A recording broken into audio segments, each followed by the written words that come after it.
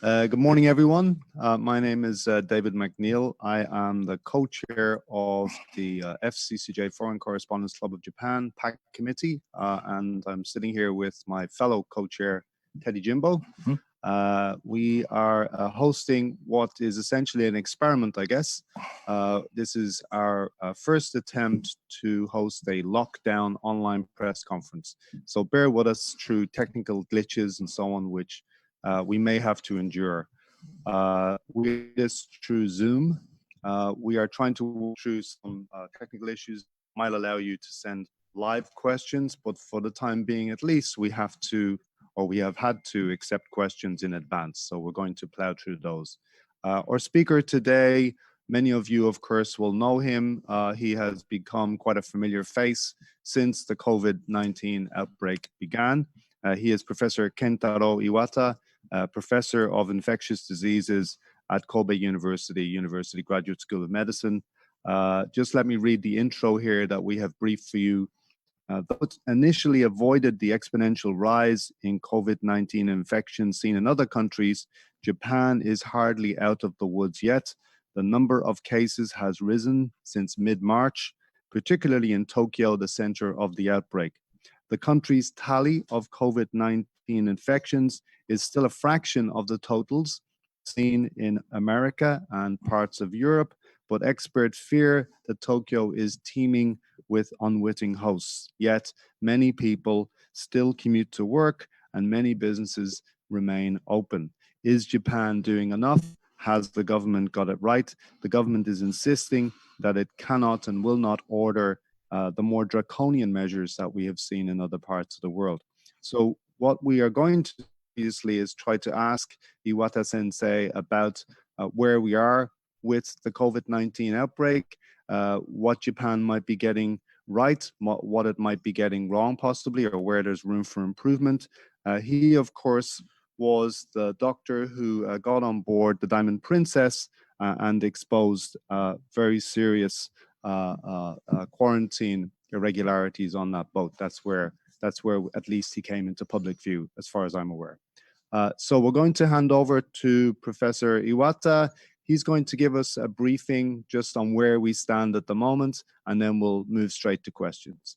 Just before we start, sorry, Professor Iwata, if anybody wants to send a live question, I'll read out my email address and you can send, but do wait to hear the questions first if you can't. My email address is David, D-A-V-I-D, A for Apple, McNeil, M for Monday, C for Cat, N-E-I-L-L, @gmail.com. If you want to send me a question, I can read it out. That's the best we can do at the moment. Professor Iwata, onegai shimasu. Good morning, everybody, and thank you for having me. Also, I would like to thank everybody who participated in this press conference among the very busy days. As you know, everybody on Earth is seriously involved in this COVID-19 problem, and no single person on Earth is detached from this problem. So everybody should know what this problem is and how to avoid further infection to be spread.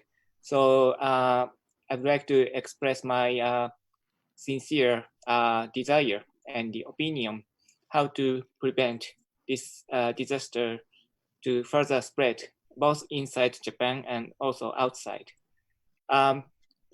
Also, you might have noticed that there are lots of nosocomial infections occurring in Japan, nosocomial being the infections inside the hospital, particularly among healthcare workers such as nurses and doctors, and also the patients who did not initially have a COVID-19, then catch the virus inside the hospital. And this is a serious problem. However, the containment of the spread of the virus inside the hospital is extremely important now, because even though we do have the adequate control measures and lots of guidelines and textbook procedures available, we can't do it because of the lack of the equipment necessary for the prevention, such as masks and gowns and the healthcare workers, we lack everything. And we are forced to improvise a lot of interim guidance, which has never been proven to be effective, but had to invent them just to continue the healthcare and maintain the healthcare, so that a lot of people admitted to the hospitals with COVID-19 get adequate care. While we were forced to end up with inadequate equipment and a lot of problems, lack of resources, nosocomial infections is somewhat inevitable. And we are really in a dilemma how to face with these serious problems. Also, I'm aware that a lot of people inside the hospitals and also in the community, people's minds are also affected by this serious problem too. I'm aware that a lot of people became very angry, upset, irritated, depressed, and hostile to others, and likely to criticize persons and pointing at the fingers to people who are easy to be criticized. I don't think that's the appropriate attitude right now, because we need to face with the virus infection problem, not the human or society problem. So we shouldn't be mistaken in to whom you are fighting against. We are fighting against a viral illness. We are not fighting against hospital workers. We are not fighting against government officials. We are not fighting against the politicians, and we are not fighting against the medias. We are fighting against this pandemic. We have to again recognize that who should we fight against and who should we fight for. And we are fighting for the people, particularly the sick people. And this is my initial message, and I would like to welcome your questions and opinions. Thank you. Thank you. Well, I mean, the obvious question, I suppose, and one that has been posed by other people that comes from your testimonial is, why are we short of masks and other equipment, and medical workers in particular? I suppose the question could be asked, we've had this virus in our sites here in Japan for over 2 months. Do you think that the government could have done more in those 2 months to prepare the kind of facilities and the kind of equipment that you're talking about? Well, this is a universal problem all over the world, not just a problem in Japan only. For example, like a N95 mask, which is very important in protecting inside the hospital. The shortage of N95 is everywhere in the United States, European countries, and other nations. So it's just a tremendous needs happened everywhere in the world all of a sudden. And you can't have a adequate logistic solution, because if you have a logistic solution problems in general, then what you do is dispatch the equipment or items to those who are needed. But now these equipment are necessary everywhere. So you can't really focus on where to send, because it's needed everywhere.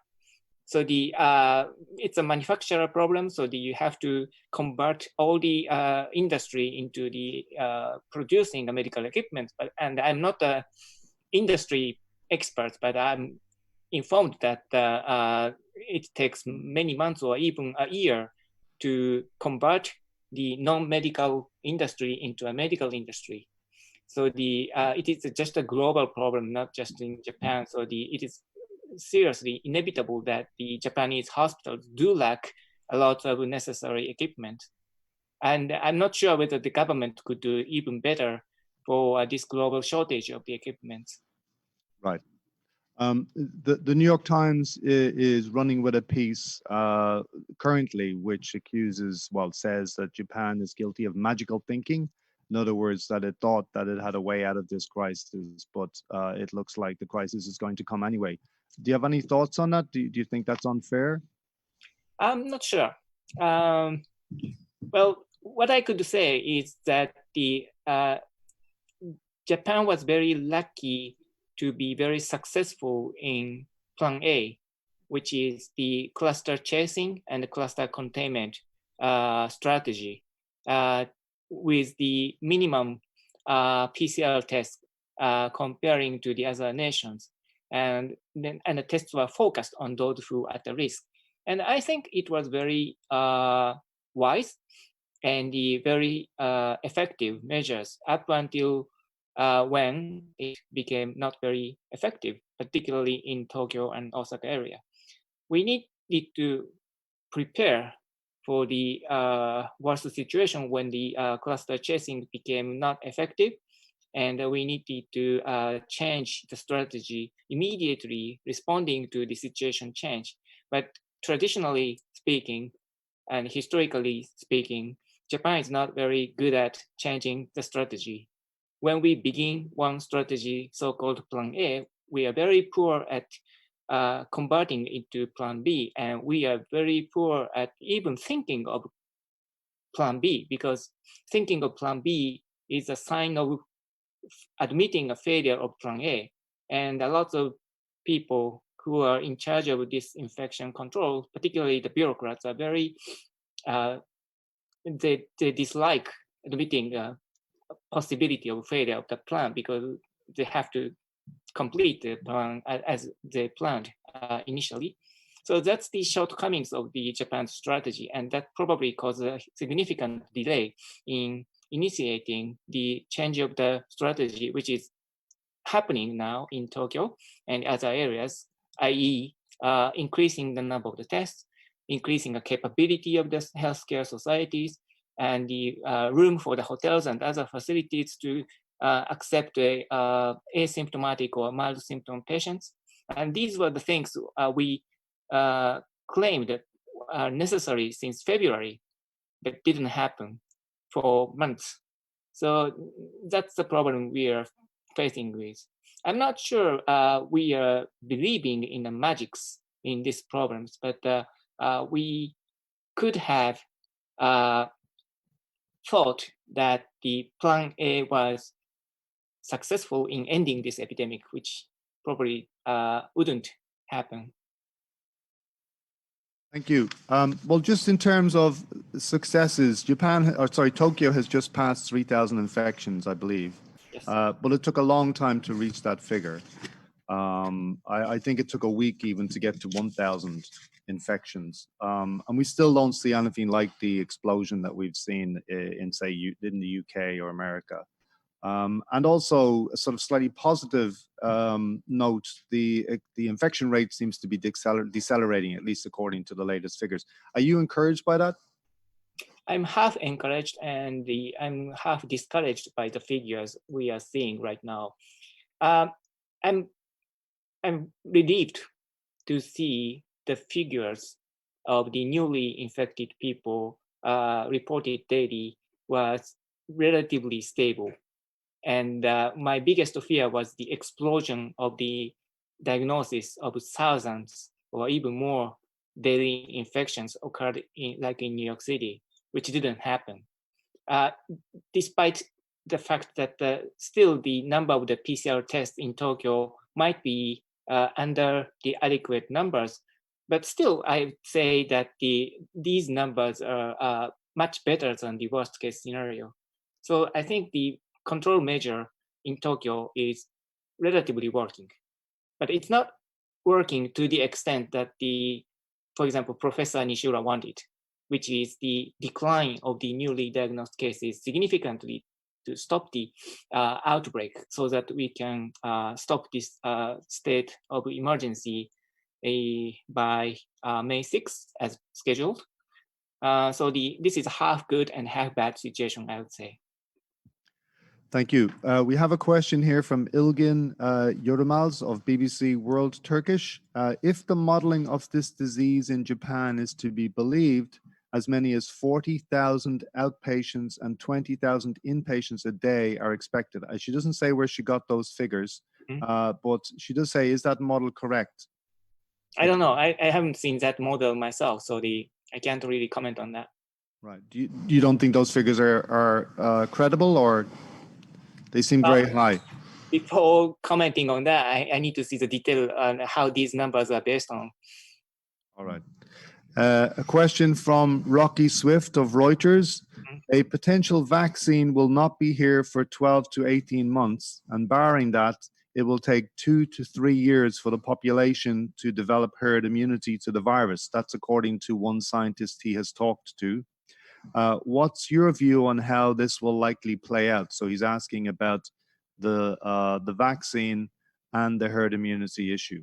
Yes, herd immunity issue has several problems, I think.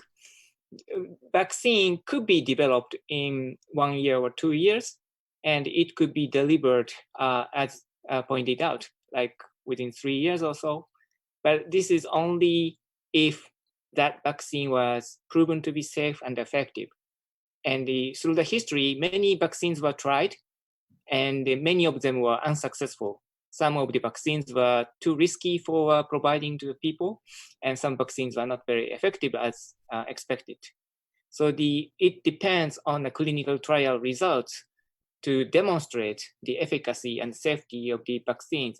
I'm aware that many vaccines are now tried from several companies. So I hope one of these be very successful, but I can't really be that optimistic to conclude that the vaccine will be available by this time or that time yet, as of now. Herd immunity. So a lot of misunderstanding regarding the development of antibody and the development of herd immunity. So we know that the antibody will be produced after this coronavirus infection, at least for many people. But the development of antibody inside your body is not necessarily development of immunity against this disease. For example, HIV infection, the cause of AIDS, the antibody will be produced, but it will not eradicate the virus in your body. So again, production of antibody does not warrant the development of immunity. And we don't know much about this coronavirus infection yet. We know that there might be some reinfection of coronavirus infection who got the infections previously. So the immunity probably would not be that perfect, unlike measles infection, for example, where the measles, once you get the measles, then you will never get the measles again. But that might not happen in coronavirus infection. So a lot of unknowns and unclearness, uncertainties exist in this development of antibody and development of individual immunity, hence the herd immunity as a population. So again, I'm half optimistic and half pessimistic in waiting for the herd immunity theory. Could work, but might not. So you have to be prepared for both scenarios, good and bad. Thank you. We have a question from Simon Denyer of the Washington Post newspaper. Even at this stage, deaths in Japan compared to total population remains extremely low. Yes. He quotes 224 deaths compared to thousands in Western Europe. Mm-hmm. Why is this? Are people undiagnosed who actually have COVID-19, or is there a medical reason for the low death rate? Well, I could think of several reasons as a theory, but I don't have any as proven fact yet. First of all, the number of the people who got diagnosed as COVID-19 in Japan are relatively low still. It's not that high as many European nations and United States and the other nations which suffered from this disease. So if the denominator is low, then the number of the deaths will be low. So it's very obvious. Well, you might say that there are lots of underdiagnosed people behind who are not tested but still had the infections. And this is not just Japan, but recent American study suggested the about 50 to 80 times positive antibody test result comparing to the PCR test result in west coast of America. So the many nations do have undiagnosed patients. So the real number of the infections we don't still know, but still we could have relatively lower number of the infected people, hence the lower number of the death. That's one theory. It is possible that the undiagnosed death from some pneumonia and those people who never got tested for coronavirus infection, does it exist in Japan? It could. But how many? I don't know. And so if you look into that theory too much, that will easily become a conspiracy theory, which we should not take unless you have a clear evidence or data. We don't see anybody who die of unknown illness in your apartment on the street, and this is not happening. Japan has a system that most people who died will be detected.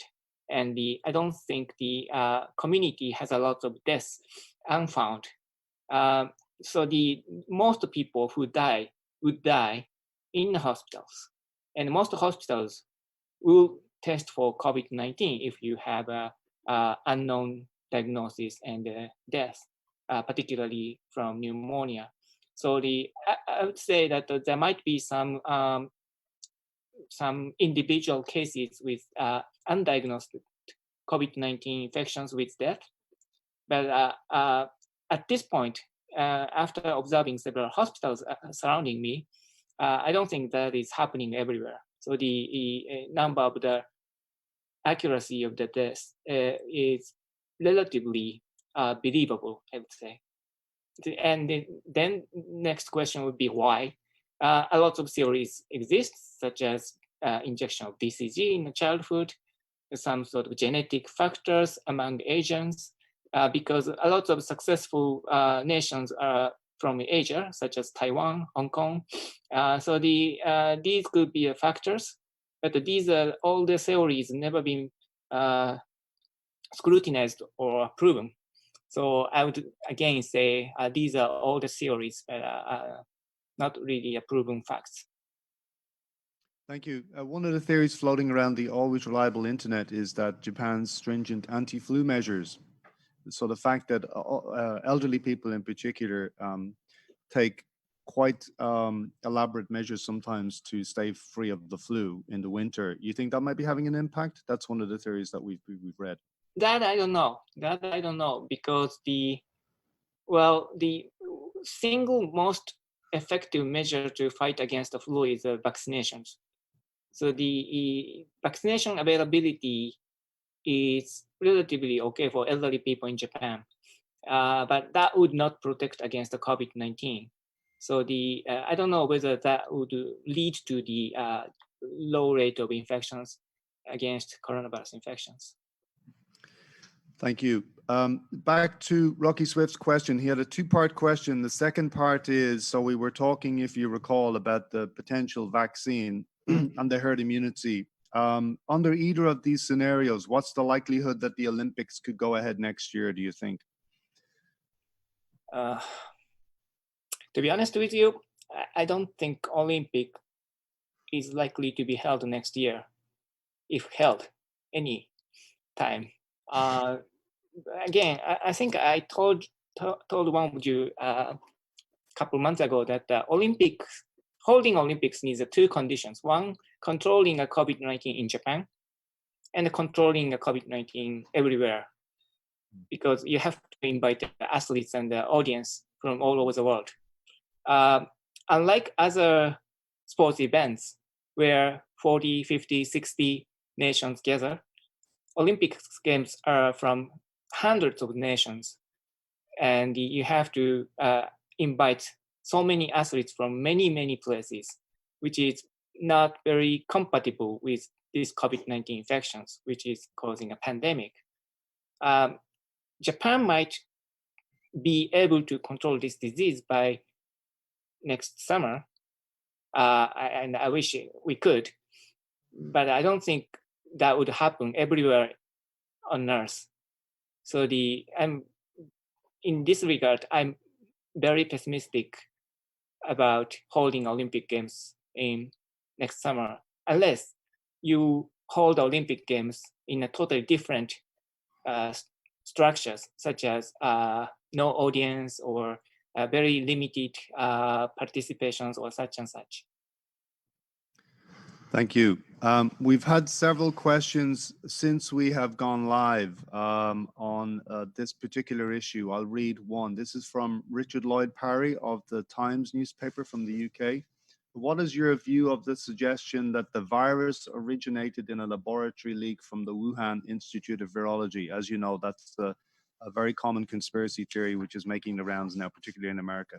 And it may even become an election issue this year. Would you care to comment on that? I'm not an expert of the conspiracy theory, and I'm not an expert on the weapon development. I've never developed any weapons myself, so I don't know the answer to that. I don't think that is likely, though. It is most likely a spontaneous occurrence of the transmission from one animal or several animals to the humans and engender this pandemic. I don't see any clear evidence of suggesting that this virus was made in China or United States or any other nations as a weapon, unless you see the beta theories. Of course, many microbes could be made by humans. The typical example being the anthrax bacteria, which was spread intentionally in 2001 in the United States. Contained in the envelope and the genetically engineered to be likely to be spread easily to humans. And that was developed at laboratory. We don't know which laboratory still, but so there's a history. But for this coronavirus, we don't have any evidence of suggesting that. I have never seen any document or data to suggest this. So at this point, I don't think we should believe in this kind of theories. Thank you. Well, if it is a biological weapon, it's a very ineffective one because it's just torpedoed the Chinese economy. Yeah. This is a question from Anthony Rowley of the South China Morning Post. Is it possible that the virus will mutate spontaneously to become less or possibly more dangerous to humans? It is possible. And if so, it is more likely to be less contagious than become more contagious.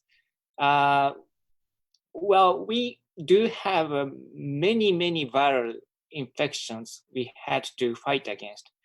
And history tells us that the very few viral disease changed dramatically by mutation to affect human being totally differently. Very few cases. Typical example being the influenza. Influenza causes a lot of mutations, and sometimes it causes the change of the antigen structure called antigenic shift, and which would evade the immunity of a human being and causes pandemics every several decades. So this happens.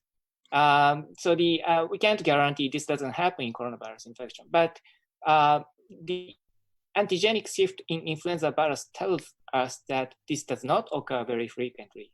For influenza, it happens every several decades, and for many viral infections such as HIV, hepatitis virus, measles, rubella, many viral diseases does not change significantly. If mutation occurs, they don't cause a significant change in the characteristics of the diseases. So the likelihood is that it probably would not happen. Thank you. This is a question from Katrin Erdmann of ARD German Radio. What do you think about Avigan, the drug, of course, and the fact that Japan is offering this to other countries? Do you have any thoughts on that? Well, it's always good to have a lot of candidates as a treatment measures. So I always welcome the new candidates occurs. As far as I know, there are more than 200 clinical trials ongoing for coronavirus infections from a variety of countries and testing many treatments. So the Avigan is one of the candidates which could be useful, and we should test for the effect of that for sure. And what we know about Avigan is it may work against COVID-19 infections. We do have a very indirect evidence of effectiveness of this drug, but we don't have any comparative clinical data to conclude that this is a good drug to use. So, but still, we can prepare and we can dispatch and we can try this drug among other measures and see how much effectiveness this drug has. So I'm not go forward against this drug at all. Thanks again. The next question is from Sonja Blaschk. She works for Arte Zeitung. It's a German medical newspaper. And she wants to know about the recent controversy between President Donald Trump in the States and the WHO. So her question is, recently President Trump decided to withdraw funding from the WHO. From your point of view, where do you see potential for improvement in the WHO? In the organization? In general, I don't want to make any political comments for any reasons, but well, I need to say that the WHO needs to be supported now. WHO needs a lot of support from a variety of bodies. So this is not a good time to cut down the support, financial support or any other to WHO, which is probably counterproductive against COVID-19 management. And it will not benefit the United States either.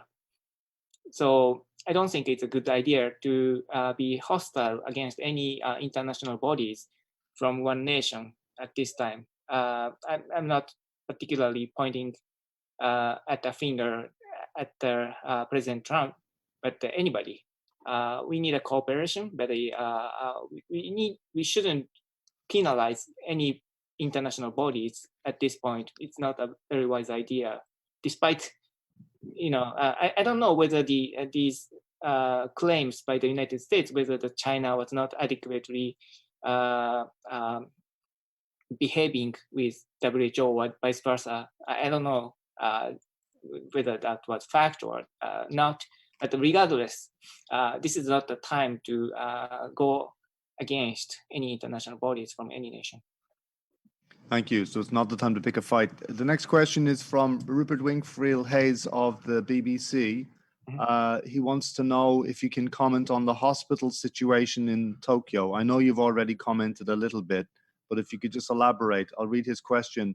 Why are we seeing people being rejected by dozens of hospitals? We have seen stories online of people being rejected, and actually on NHK of up to 80 hospitals circulating in ambulances trying to find some place to go, and spending hours and hours in ambulances searching for a hospital. Is it because capacity is running out? Is it because there's no pandemic plan for assigning infectious ward beds?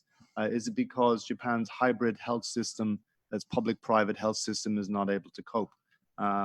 Would you be able to comment on that? And the sort of related question, and we've had several of this, is shouldn't Japan's government have seen all this coming earlier? Shouldn't they have had a plan in place? As you said, they had a plan A. They don't seem to have had a plan B.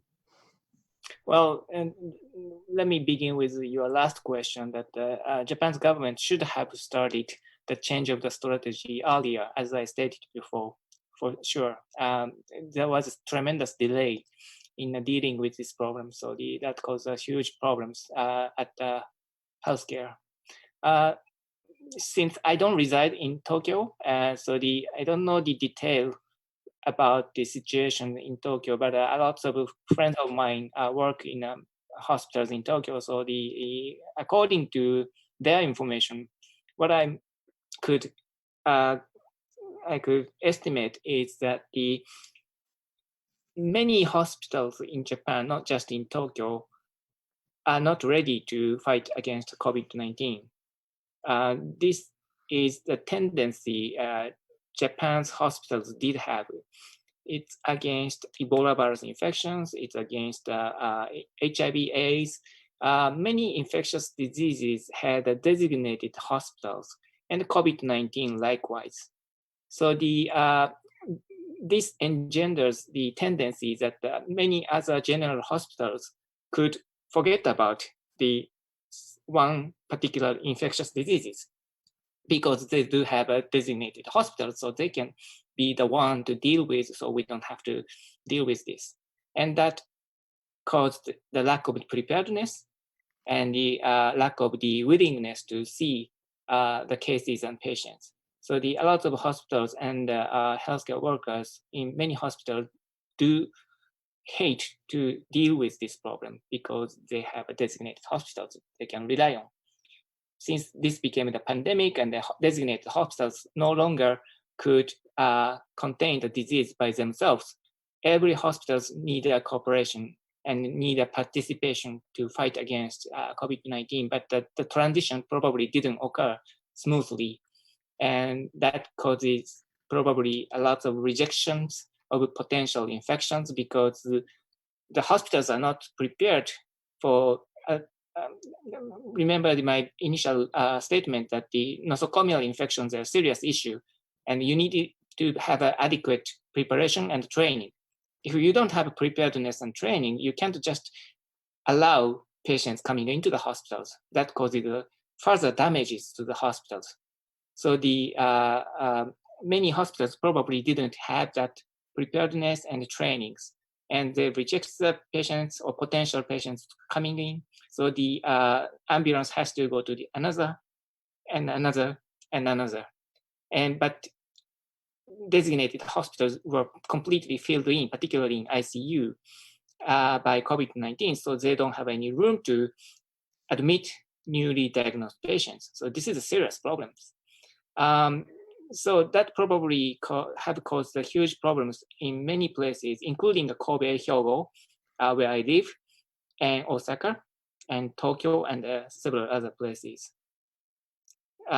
It's a serious problem, but I don't know whether this will be solved instantly because this is more like a structural problems and cannot be solved in one night. So it's a bureaucratic, long-standing bureaucratic issue, not a conspiracy, as some people have said, of course. Yeah. Oh, I don't think it's a conspiracy at all. Well, you probably already answered this question, but I'll read it out anyway. It is related. This is from Dennis Normile of Science magazine. Can you explain Japan's policy during the Plan A phase and what was the rationale for that policy? Of course, you've already said that part of it was to snuff out clusters, wasn't it? And yes, to isolate the clusters.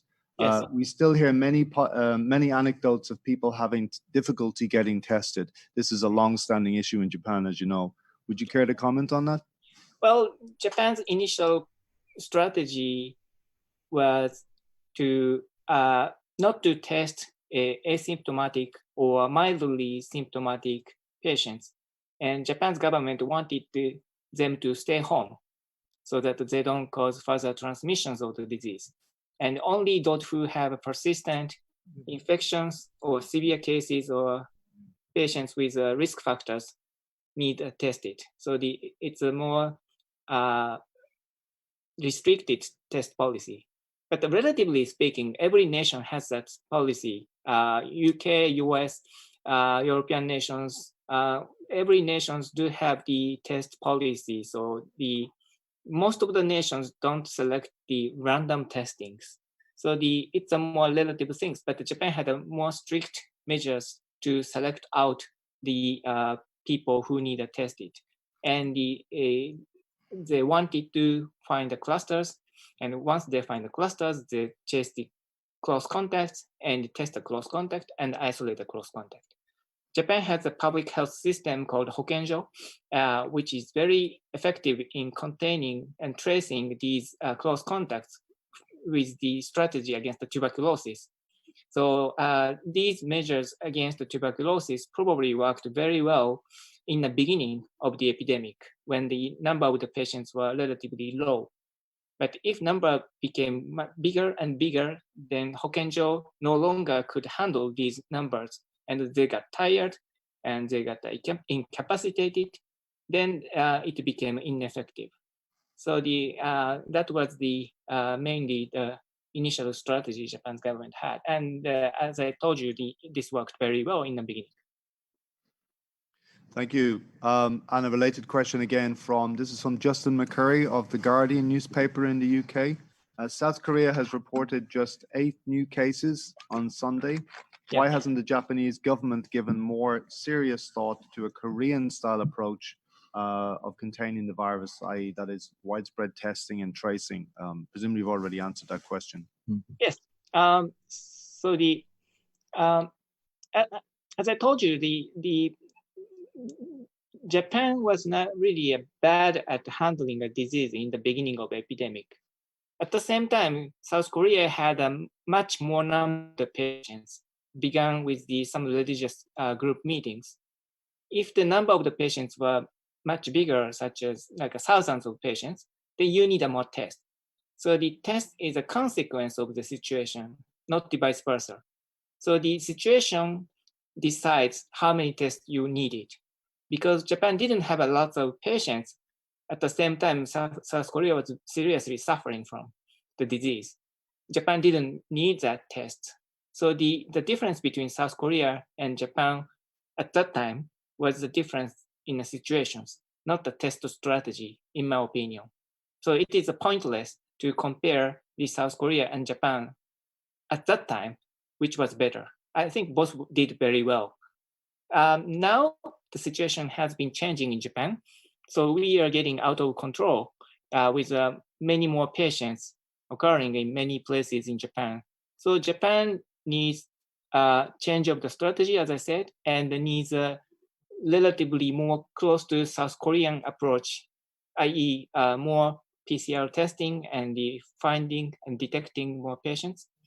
But this shift is not happening immediately. So there was some delay in the change of the strategy. And that is causing a problem right now. Thank you. Teddy, did you have a question? Yeah, just a little bit of a follow-up on that one. Dr. Iwata, Yes. do you think the current emergency measures that Japan is taking right now, do you think it's sufficient? Do you think it's working to contain the COVID-19? And if it's not, what do we need to expect coming next? Well, the answer is no. I don't think Japan is handling the disease right now adequately. You might have known that through the many interviews I have had, that I'm not for or against Japan's government at all. And I don't have a political view on this issue at all. So I'm not a friend or enemy of Japan's government. I just say that this measure was good and this measure was bad from the scientific point of view, purely scientific. Now, stating that, as I told you, currently the Japan's government was so slow and so late in coping with the change of the situation, which apparently is happening. And also, they haven't shared the mission among players, what to do right now. So there are lots of views among governments and politicians and bureaucrats, and they're not coherent, and there was no harmonization. So lots of bits of measures were mingled, and so that they were not able to deliver the appropriate message to the nation, which is you need a distancing to block the further transmission to occur. So the PCR testing is only one measure, but the far more important is the blocking the route of the transmission. If you block the route of the transmission, the further transmission would not occur, and the epidemic will slow down. And the most effective way of stopping the further transmission is a so-called lockdown, particularly in Tokyo area. So they should have told that this is a lockdown, effectively lockdown. And but Japan doesn't have a law to allow lockdown to force people to obey the order of the government or local government. But that doesn't matter, because you could say that you should stay home and you shouldn't go out of the town and you shouldn't come into this town. And the message could be delivered very effectively and thoroughly and continuously, even without punishment or penalize people who didn't follow or obey the order. So that lack of message could have engendered the people who sometimes go out and sometimes didn't, kind of intermediate behaviors. So that could longer this problem. We need far more effective measures to protect the hospitals. One more thing I would like to comment on is the discharge policy and admission policy, which needs to be revised.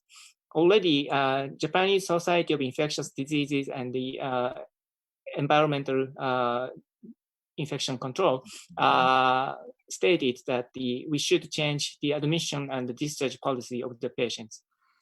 Those people who got a positive test with PCR with mild symptom should stay home. And the societies did say that, and I agree with them. They shouldn't be in a hospital, and the hospitals are already suffering from many patients.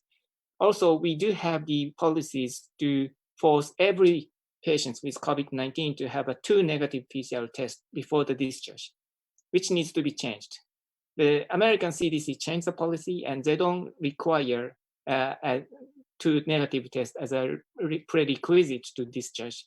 And I would like to ask Japan's government to do the same. They said halfly that the PCR is not mandatory, but they didn't really seriously, clearly said that. And that should change. Otherwise, the hospital will have more and more patients with COVID-19, and the hospital workers will really get fatigued, and the medical system could collapse with this problem. So we need the outlet change and inlet change of the patients. So let me just get it straight. So further, more strict and perhaps the forceful lockdown is going to be inevitable for Japan in the near future. At least in a part of Japan. At least Tokyo. At least in Tokyo. So before May 6th, where this state of emergency could end, we need a further concrete message to stay home and don't go out, and keep the distance of 2 meters away if you had to go out. These messages are not very effectively delivered, and a lot of people believing in wearing a mask is a solution, which is not. And I still keep getting the questions, are you for or against the masks? And my answer is, I don't care, because mask is not very important points. That's not the point to discuss. The issue is whether you keep the distance of 2 meters away and stay home. And at first you stay home, you don't need any mask at all. But still people keep asking me that, are you go for or against mask, and which mask you should wear, and where do you buy it, or what do you think of the measures to deliver the 2 masks to every home? These are things relatively or quite trivial and not really the essential part of these measures. Back to you, David. Thank you. Several questions, all basically with the same team, Dr. Iwata, on the next 12 months. I know you probably don't like looking into your crystal ball, but this one is from Martin Kohling. He's from Handelsblatt. That's the German business daily newspaper. He says, what is your scenario for Japan at the moment? Do you have any predictions for when the economy can begin again? And just sort of, as a side note or as a footnote, this one is from Simon Denyer again of the Washington Post. Surely a lockdown only buys time. Are we facing periodic lockdowns all year as the disease ebbs and flows? Mm-hmm. Okay. in principle, I usually don't predict anything. Prediction is not my specialty. I'm a clinician scientist, so what I would do is to develop possible scenarios and make the solutions to every potential scenarios, good scenarios and bad scenarios, and best scenario and the worst scenario. So I need to be able to deal with any kind of situations and never get surprised by anything coming.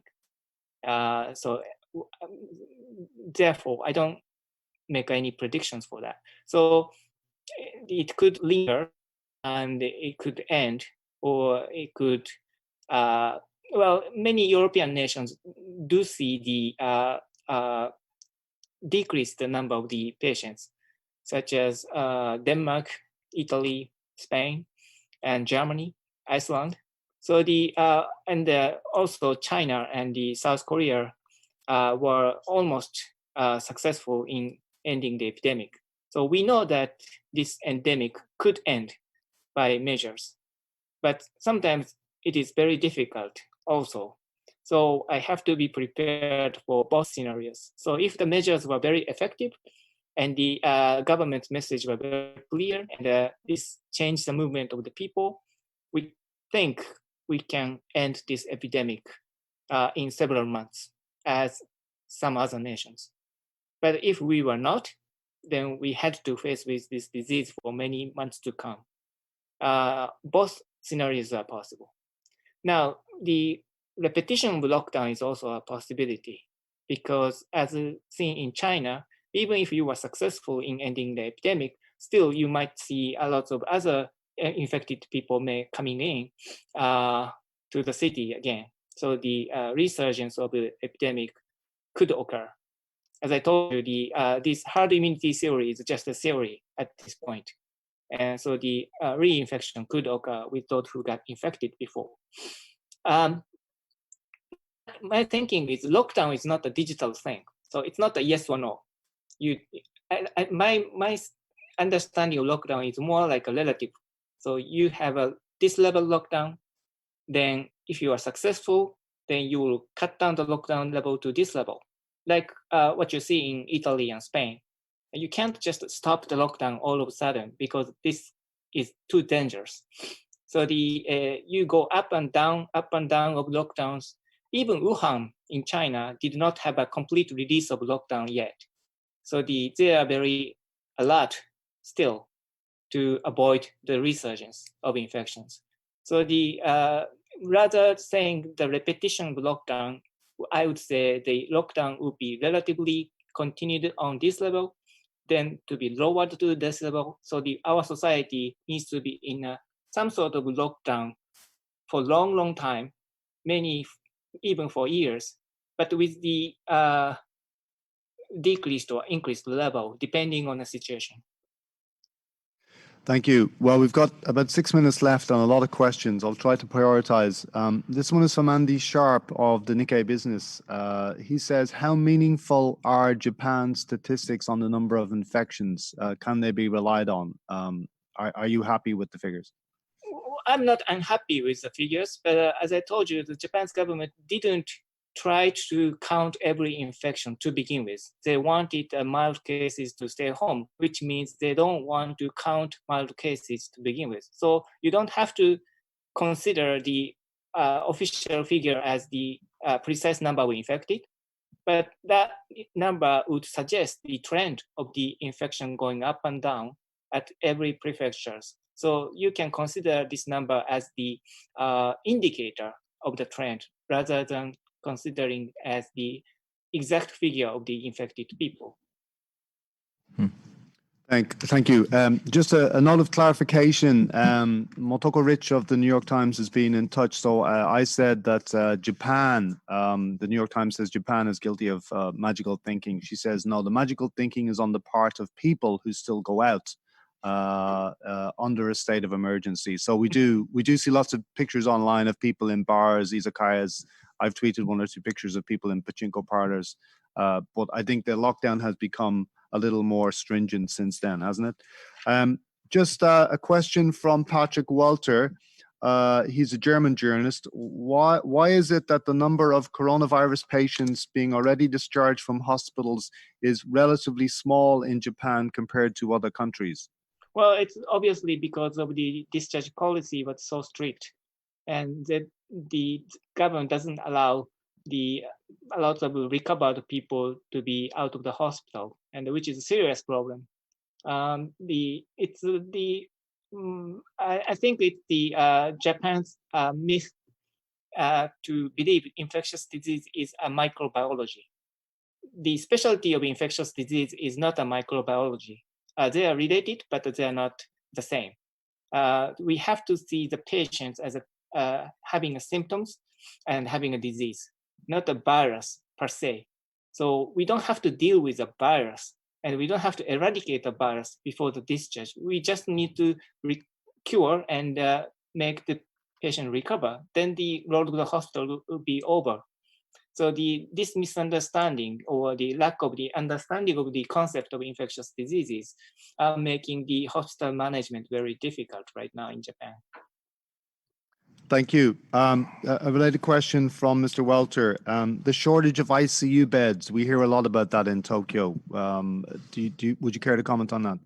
Well, we know that the ICU beds, ventilators, and also the critical care specialists, the numbers are relatively lower than other developed nations in Japan.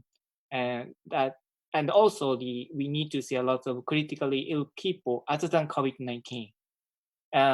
So those who are not capable of seeing the COVID-19s are very busy seeing the critically ill patients because the designated hospitals are rejecting those non-COVID patients.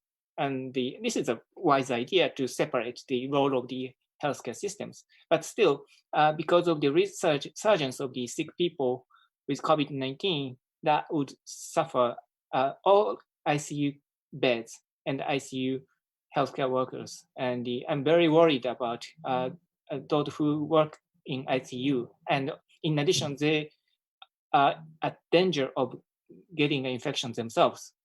So the system is on the verge of the collapse in many places in Japan. Dr. Iwata, just to follow up, but why is it that Japan is so low with the ICU beds? I mean, compared to, you said, other developed, advanced countries, but Japan's number of ICU beds per capita or per 10,000 people, or half of that of Italy, and maybe less than almost 1/10 of Germany. While Japan is spending so much money on the on healthcare. So how come that there's such a sort of discrepancy on the part of ICU in Japan? Can you just give us some background about how budget was not spent on ICU? Well,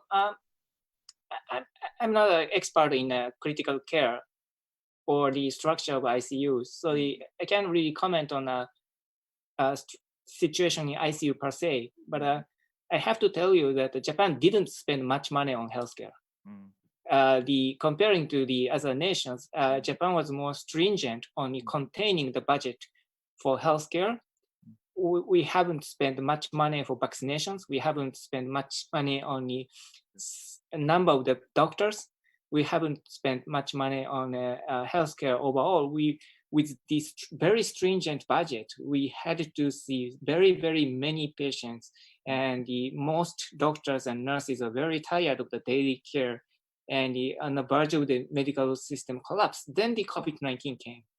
So we didn't have much room to spare our effort and time to COVID-19 to begin with.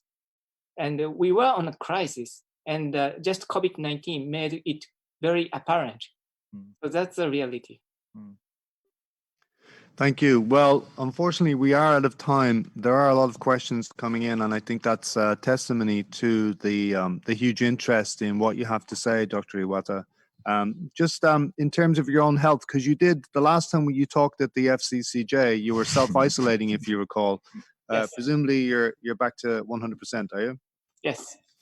Good. I'm back to normal life, but I still have to be prepared because the you had to come into the red zones, and also the Kobe city is a red zone in a sense. So the anytime you could get a COVID-19 anywhere.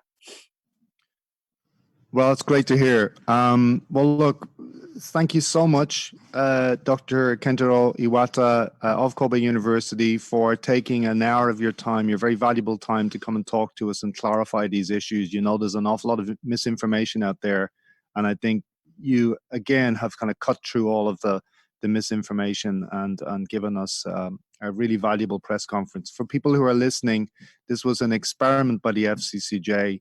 What we're trying to do is to go online. This press conference is available on Vimeo, and it will be available on the FCCJ YouTube website from tomorrow, a recorded version of that. What we're going to try and do in the coming days and weeks is to iron out the gremlins and make sure that you can, journalists that is, can be part of the press conference, can take part in it and actually ask their questions live. What we've done this time is taken questions from people via email. I think that's it.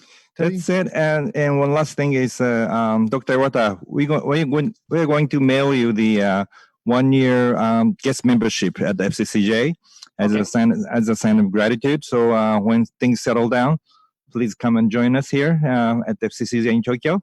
Look forward to it. Okay, thank you very much. Stay safe and healthy. Thank you. You too. Thank you. Thank you. Bye-bye. Bye.